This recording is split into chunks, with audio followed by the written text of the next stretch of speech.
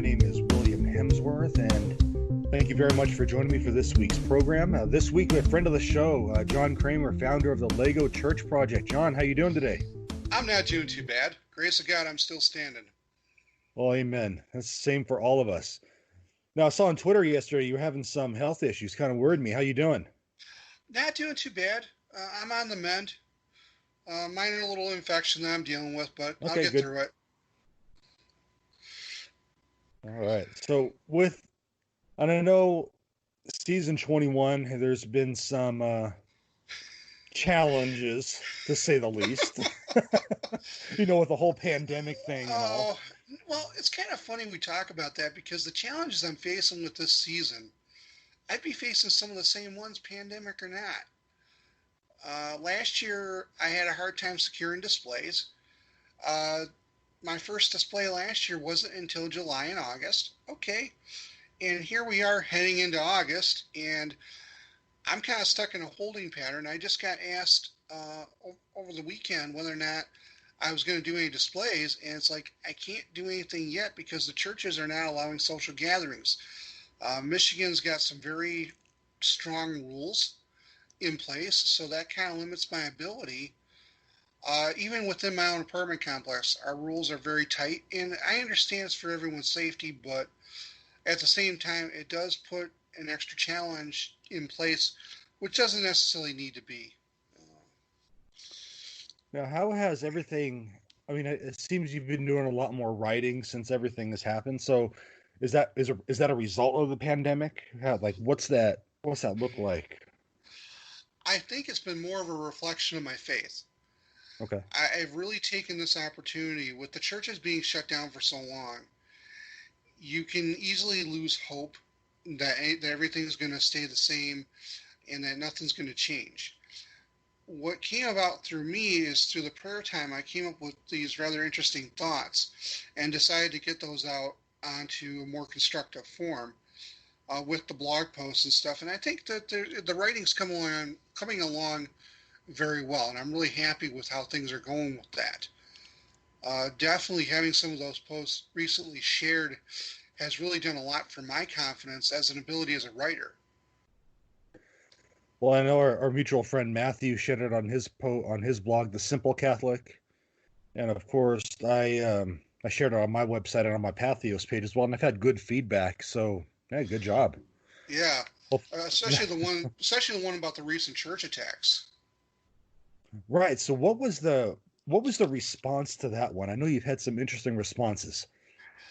Well, I had one gentleman who really kind of dismissed it. He thought it was basically pranks.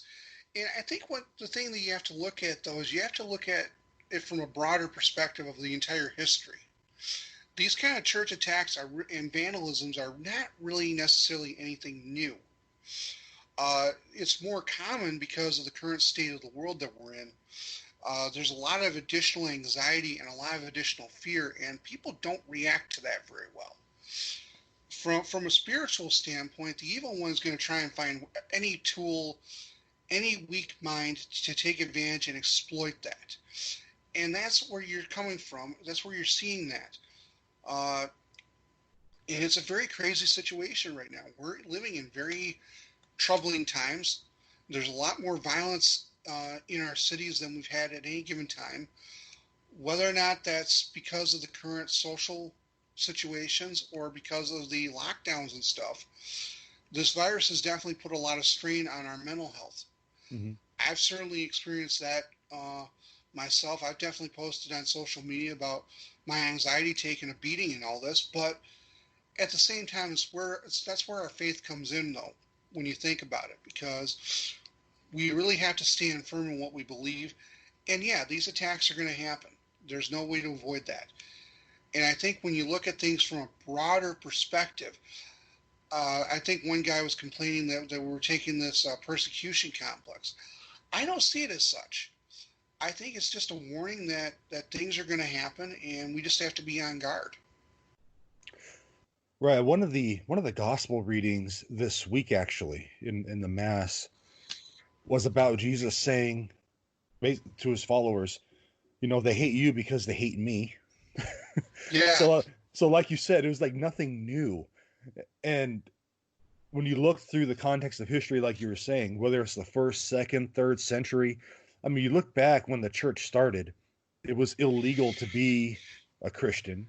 You lost your job, you got killed, you got fed to the lions. Oh yeah.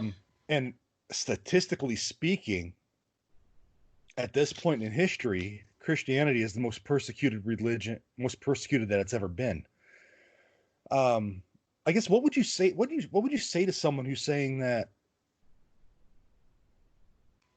we're trying to, I don't know, we have like this victim complex. I've seen that, Yeah. or we're taking the persecution complex. What would you say to someone who's saying that? I would say look at the history, look at the Bible, look at the gospel readings where Christ talks about this. Obviously, from a biblical perspective, obviously Christ was very keen on it and was very well aware of what we were going to face for believing in him. So these kind of actions are not a surprise, nor should they be surprised. I think that social media makes it a lot more knowledgeable. We're able to get access to information lightning fast, thousands of views, thousands of perspectives, and thousands of opinions on what's going on. So I think we have to take it into put it into a proper perspective, so to speak. That yeah, these attacks are happening. Yeah, we're going to be hunted down for our faith, but this is not anything new in the grand scheme of things. Let's go back to your writing for a minute. Do you have plans on writing a lot more, or you're focused on the project? Well, I think both of them go hand in hand in a lot of ways because of the fact that the project itself has always been about exploring the faith, and my writing has kind of come up from that. I can use the project as a platform to share a lot of my posts. A lot of my posts start off as Facebook stuff just because that's just the way I am. I write thoughts, and my friends and family like it, and then from there it kind of goes into this rewrite, or I'll post it to the Facebook page, and then if I get enough reaction on that, oh, maybe he's got something good idea. I'll put it on the blog post to record it, so that way, if at some point I ever decide to write a book, I can use it for inspiration.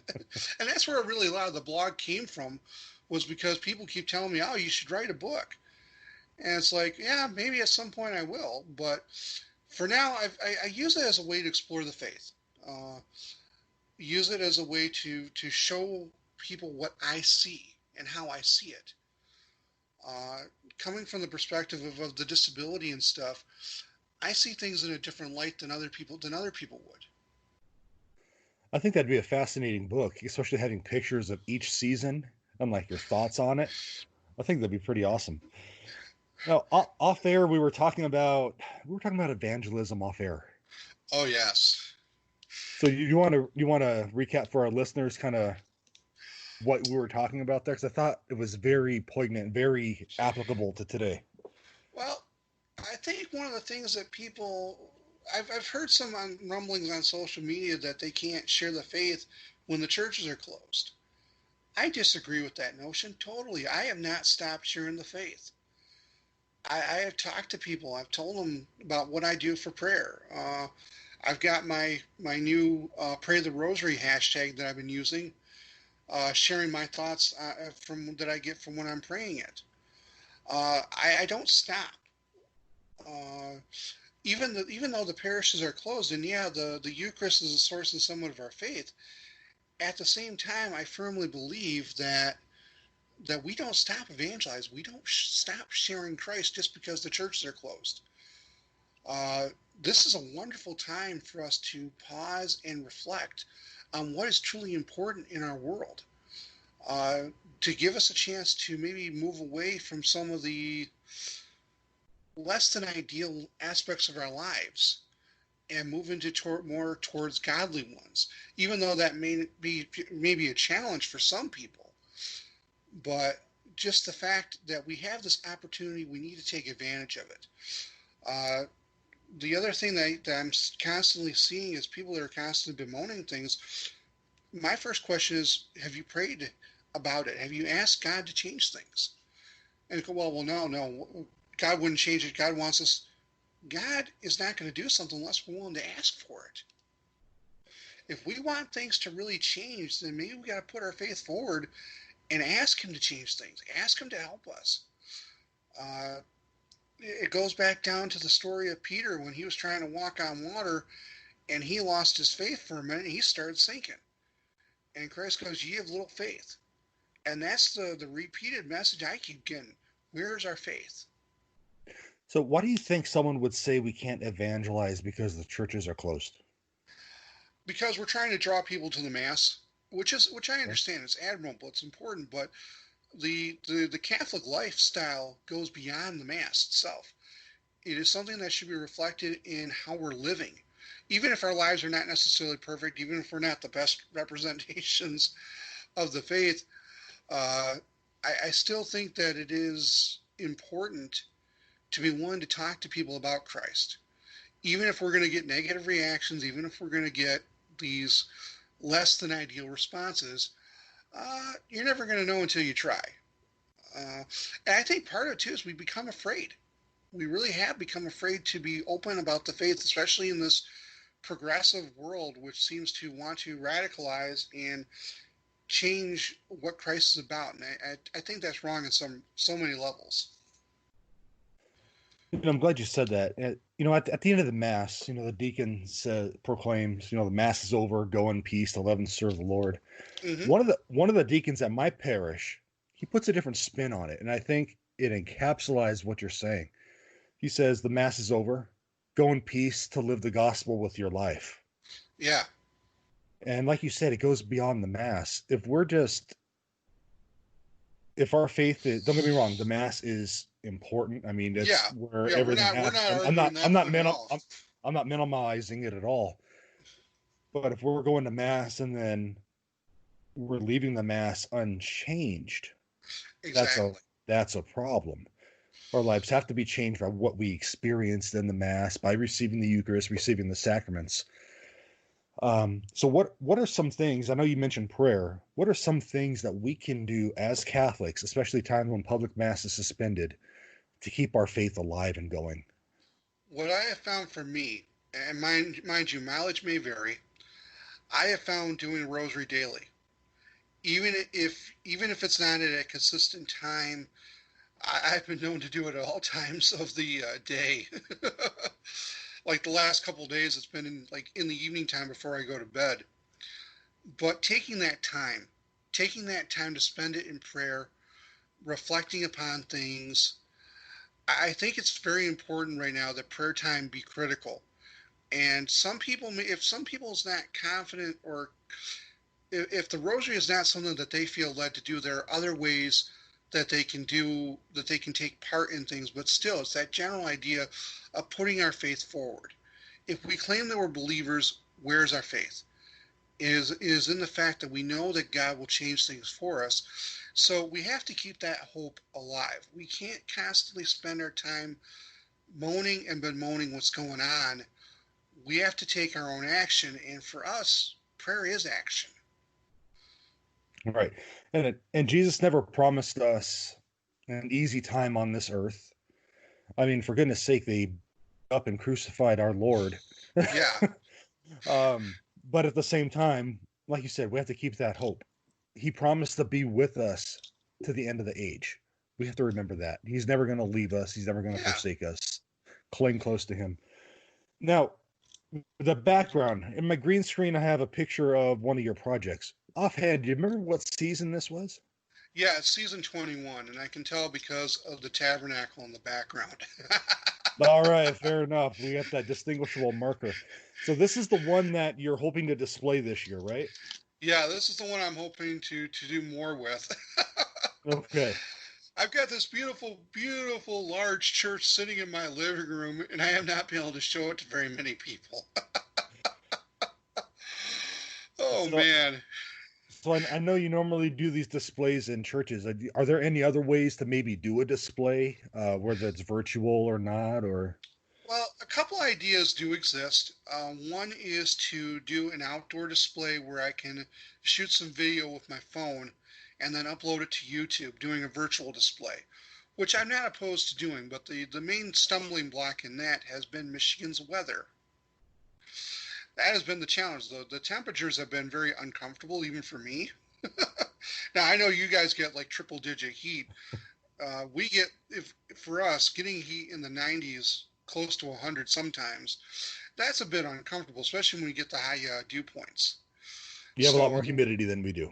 yeah, yeah, the dew points even make 80 degrees not nice. So how does that hot weather affect the project at all, structurally, or? Now, I've actually used to have the project kept in my van back when I used to drive a long time ago, and it'd get pretty hot in the van, but the bricks hold together pretty good. Okay. The Legos can actually tolerate a very moderate temperature, so I'm not really worried about that. It's more for the personal comforts Okay, I got than you. it is anything else, because I've done outdoor displays before. I did one many years ago for a concert, and then I did another one a few years ago for a family fun event.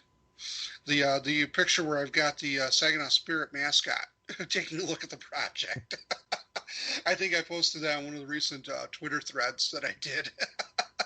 Still one of my favorite photos, uh, just for the fact that I'm not sure the person who was wearing the costume what they were thinking when they were looking at that.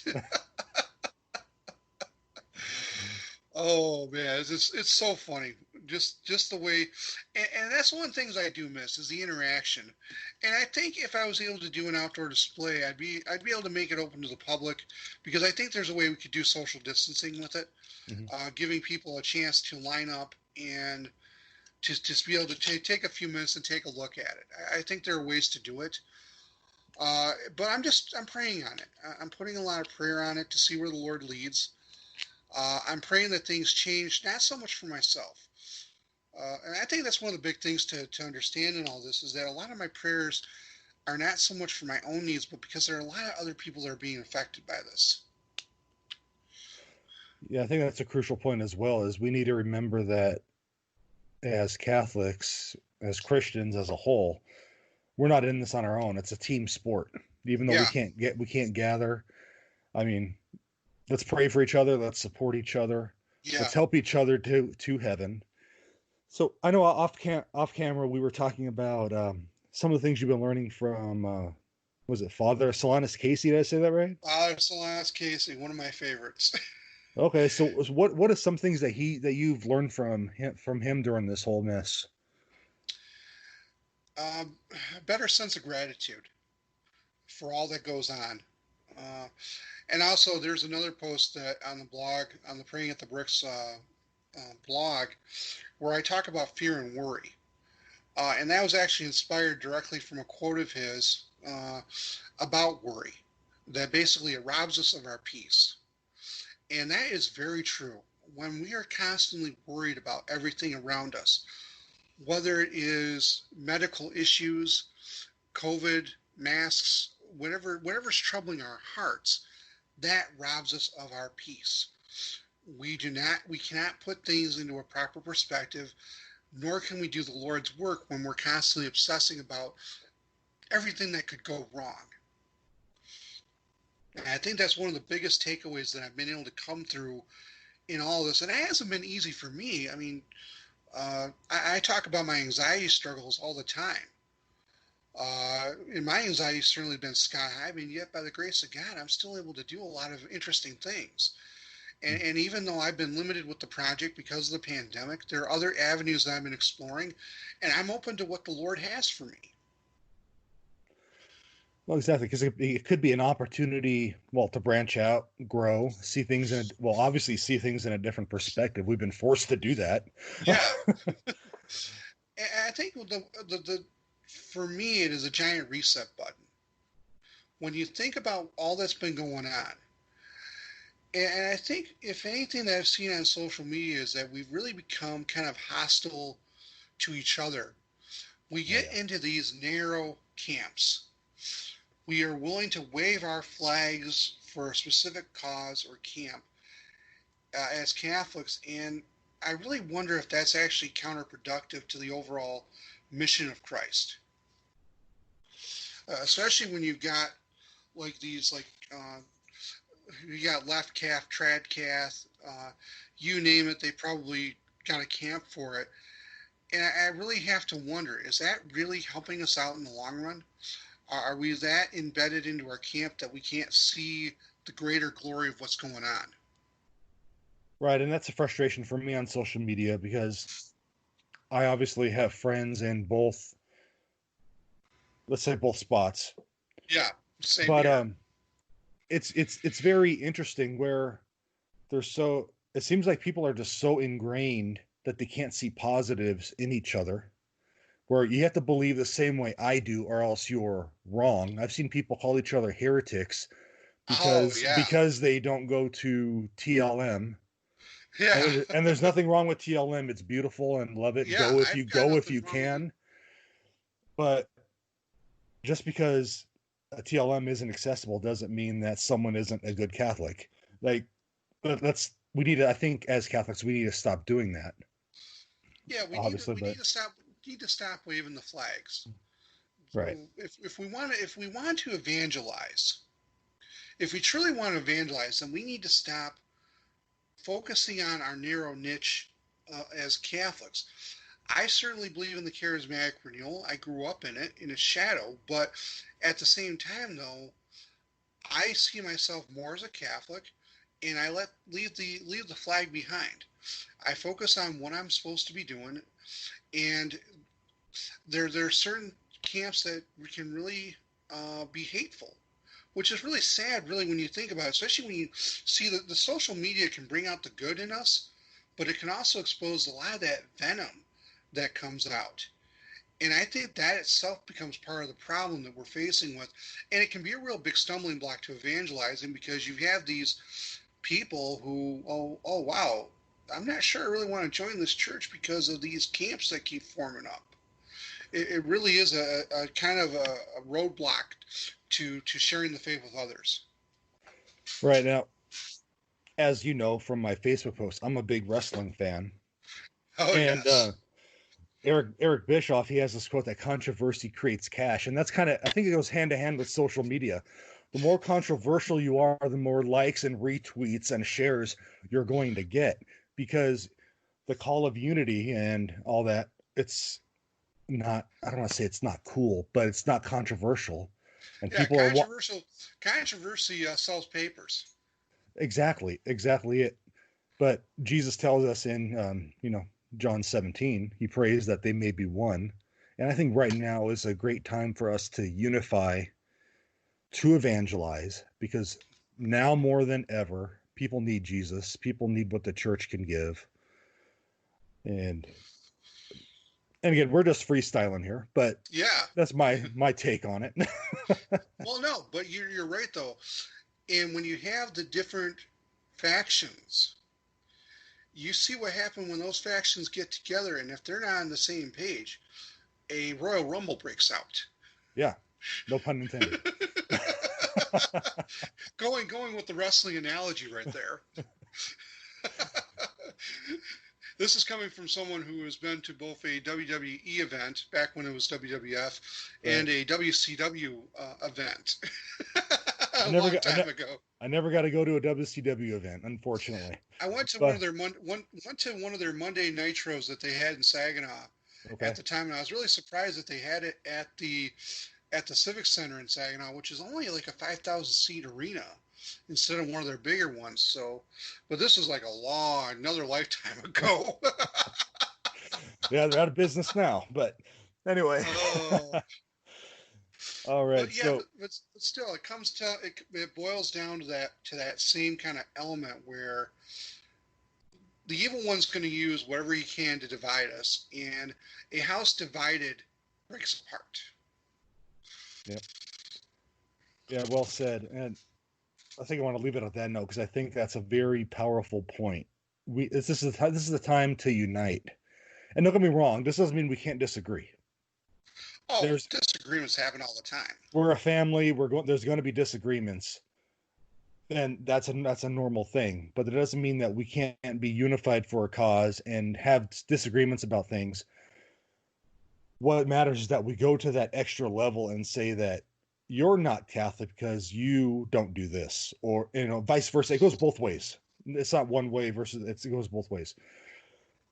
So what do you think going forward are some things that we can do individually to be that source to help others? I don't want to say come together as one. Let's say.